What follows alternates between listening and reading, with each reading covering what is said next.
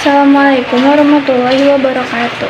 Abdi sarengnya Anggraini bade nyaritakeun babad Sumedang Toa Hanjuang Waruga jagat bahasa Sunda. Tangkal Hanjuang mangrupakeun lambang kejayaan Kerajaan Sumedang Larang. Yang Jaya Prakasa merupakeun senopati terakhir di Sumedang. Kameme runtuhna kerajaan di Pakuan Pajajaran. Jaya Prakasa bisa nyelamatkeun mahkota kerajaan atau binokasi jeung atribut kerajaan dan sejenna sarta dipasrahkeun ya Sumedang. Prak pengiriman mahkota anjeunna jadi senopati ti kerajaan Sumedang Larang aya Putri Harisbaya jeung Pangeran Geusan ulun jadi pasea antara Cirebon jeung Sumedang Larang. Ka Cirebon ngirim pasukan pikeun nyerang ka Tamaya Sumedang. Sanajan kitu pasukan Cirebon gagal sabab dicegat ku pasukan Sumedang Larang anu dipimpin ku Senopati Eyang Jaya Perkasa.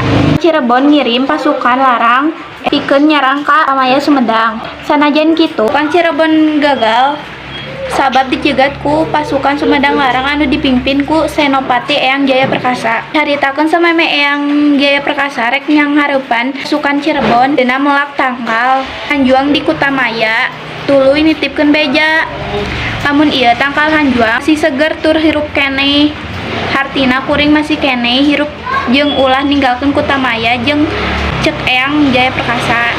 Numutkeun carita keur perang Eyang Jaya Perkasa papisah jeung 3 lanceukna nu milu perang salah sahiji dulurna nu ngaranna Nanggada. Curiga ieu Eyang Perkasa teh geus gugur dina peperangan tuluy mutuskeun balik ka Utamaya pikeun matahan Pangeran Geusan ulah pikeun mindahkeun puseur pamerintahan. Sumedang Larang ti Kutamaya kadayeuh luhur minangka pertahanan anu pohara strategis seserahan wewengkon Sindangkasi atau Majalengka minangka pamayaran talak ka Raja Cirebon serta nikahna Putri Harisbaya jeung Pangeran Geusan ulun kungsi ngadamaikeun pancengcok antara Cirebon jeung Sumedang Larang.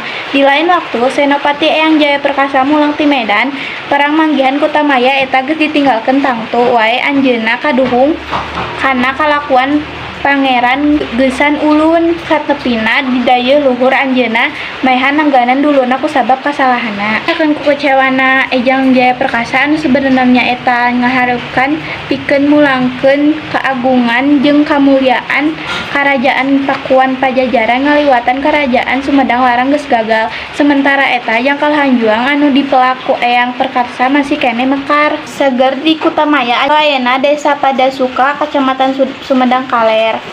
Ku cewa jeung ngawana kamu oge isaharakeun katurunanna engke lamun jarah kakuburanna teu meunang make baju batik anu dina pamadegana mangrupakeun ciri khas tina baju musuh-musuhna. Sakitu carita ti abdi. Wassalamualaikum warahmatullahi wabarakatuh.